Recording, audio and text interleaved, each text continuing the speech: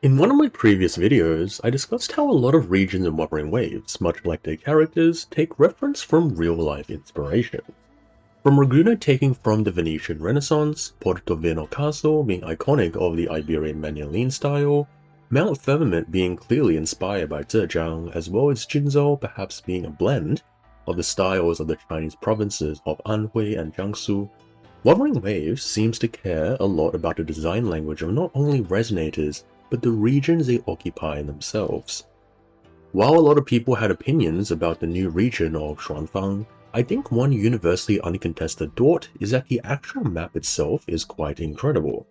Having had to run around quite a bit in order to max out world exploration to unlock lore entries, it's easily recognizable that a lot of the map is based on real places, styles, and architecture of China. So today, I want to go on, I suppose, a bit of a podcast or documentary tour of a lot of these unique and interesting features. Feel free to sit back, relax, or continue whatever you are doing. One of the most visibly apparent parts of Xuanfang is its natural location, being nestled between giant jutting mountain pillars.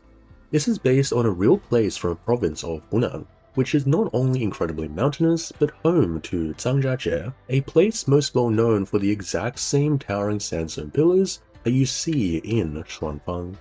It's one of the most magical kinds of natural scenes, being mountains that pierce the clouds, and Xuanfang has taken this a step further, where you can see small plateaus scattered about the place and jade embedded into cliff faces. This isn't just a random aesthetic thing, by the way, because jade is a rock that's primarily found in mountainous regions, and is actually mined usually from mountain faces. Now, before we go further in talking about the more man-made stuff, I do want to talk a little bit about the architectural philosophy of Xuanfang, as I think it's one of the most interesting parts of the map for me. In a lot of mountainous areas of China, such as Hunan, where the aforementioned Zhangjiajie actually comes from, there is an emphasis placed on fusing architecture and man directly into the natural environment, a feng shui kind of harmony in a sense. What's really interesting is that Xuanfang seems to replicate this ideal, but it's a little bit different. We know after the 3.5 story, for instance, that Xuanfang City was built by the court of Cervantes.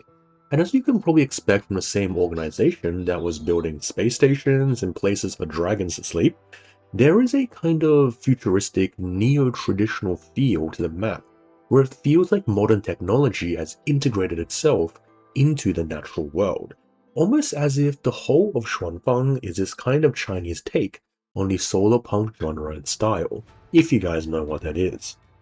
Considering that in-game Xuanfang is next to Jinzhou, it probably shouldn't have surprised me so much that the city seems to go in the same route with the Su and Hui Chinese architectural styles, which I discussed in one of my prior videos. These styles have often been combined to form these scenes of traditional buildings and garden landscapes that you may have already perhaps seen when you think about what Chinese architecture actually is. The Hui style, conveniently coming from Anhui, is iconic for whitewashed walls and blackish grey roof tiles, creating a feeling of buildings that not only coexist with nature, but seem to have come straight from a traditional Chinese ink painting. A lot of buildings designed in this style, while aesthetic, also have a kind of imposing, defensive kind of feel to them, which actually makes a lot of sense since you have to remember that Xuanfang is actually a defensive border region. While I first pointed out this building style in Jinzhou, you can see this prominently in Xuanfang as well, whether you look at buildings in Xuanfang Hold or in areas around the map. On the other hand, the Su style, which again quite conveniently comes from Jiangsu, is one that is much more nature-focused and poetic, being seen as one of the Chinese architectural styles that features gardens as an integral part of building architecture. That means lots of vegetation, rockery, and flowing water, all designed to make a space seem elegant alongside buildings like pavilions that have curved roofs that almost feel like they're flying. One very recognizable part of the Su style as well is these kinds of blank windows and entranceways called moon gates that are directly built into interlocking garden walls, which you can see all over Xuanfang in-game. The entire point of the Su style, which was often adopted by scholars and aristocrats, was to showcase a sense of elegance, beauty, and intellect, oftentimes using features like walls and moon gates as literal physical frames to create this feeling that you are perceiving the landscape as a painting and that the entire garden as an art gallery. While some of this style was apparent in Jinzhou, especially around the resonance nexus, Xuanfang cranks this up to 17. As we discussed before, the philosophy of Xuanfang seems to be a kind of marriage between technology, people, and the environment.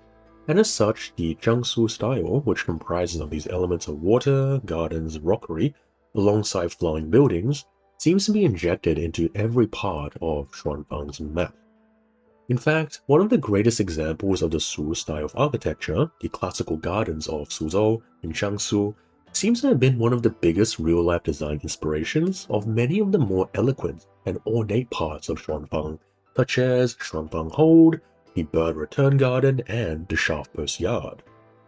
For instance, these weird-looking rocks with holes in them are actually based on the real Taihu lake stones originating from Jiangsu, called as such because they resemble the shape of lions.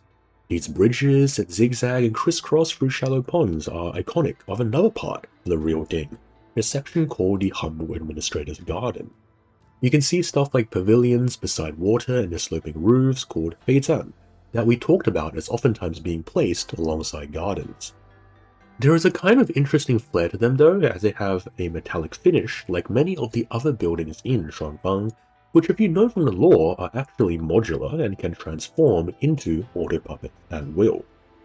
As the Sentinel Sin perhaps intended, each of these beautiful features can be transformed near instantly into defense, hence why many of the auto puppets seem to be shaped as landscape features.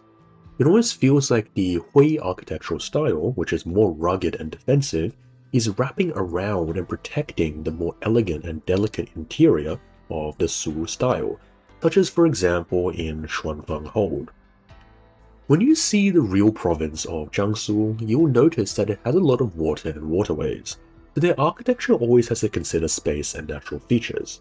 However, since Xuanfang is a city and land in the clouds, the space it has to contend with is made up of both water and air, which makes for a lot of interesting and novel design choices, such as that of a floating garden city in the middle of the clouds.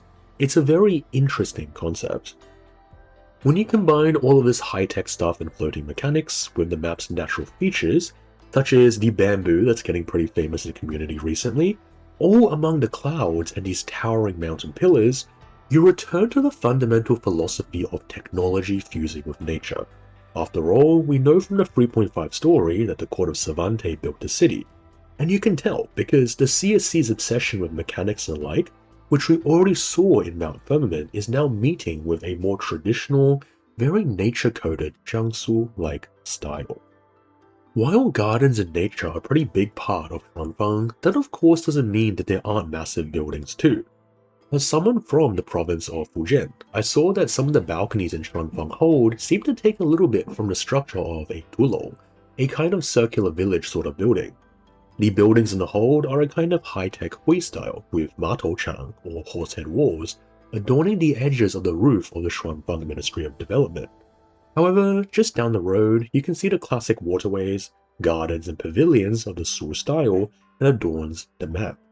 You can actually even see that the sanctum, the kind of headquarters of the city, is also inspired by the same kind of aesthetic of the Jinzhou Grand Library, with this kind of gargantuan techno-Hui style that has a bit of a jade undercurrent running through it. You may even notice that the sanctum is shaped a little bit oddly, and I think that's actually intentional, because when you look at it from a certain angle, you can see it actually resembles the head of a lion, albeit in a much more mechanical sense than, for instance, the Taihu lakestones that we talked about previously. The heart of the sanctum too seems to be incredibly mechanical as well, as you can see that there is a sort of piano ball mechanism in the middle, which is actually based on a traditional Chinese puzzle ball. You can even see, for instance, a smaller version at Xuanfang's resonance nexus too. As we said before, the court of Cervantes really seemed to show their hand when they were making this city. However, of all places where mechanics are most apparent, I think you would agree that it has to be the mechanical mansion. Designed as a trap for tacit discord so they can be later disposed of, it probably doesn't surprise you that this is actually based on the real Chinese trope of the trapped mechanical mansion.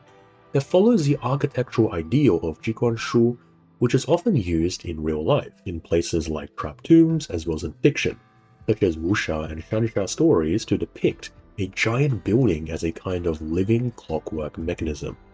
This comes from the real philosopher Mordi and the carpenter Lu Ban, who have both traditionally immortalized mechanics and woodworks to an almost fantastical degree. The mechanical mansion in Xuanfang, as such, isn't really a unique structure per se, but being able to actually see and traverse something like this in-game is actually really cool. However, there's more than just buildings and geography. I'm sure if you've been running around a map, you've run into quite a few animals. There are dragonflies, otters, these twist-scale things that are actually based on real pangolins, and if you check some streams and ponds, you can even see tadpoles swimming about.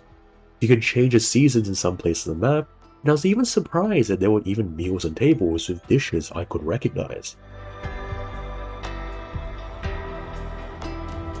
Even some of the plants from the map were quite unsurprisingly at this point, based on the real deal.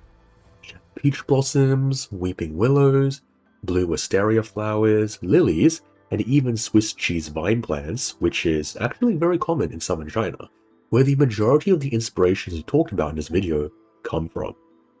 I'm sure there's plenty more parts of the map I haven't even found or talked about. After all, it is quite a big, very multi-leveled map to look into.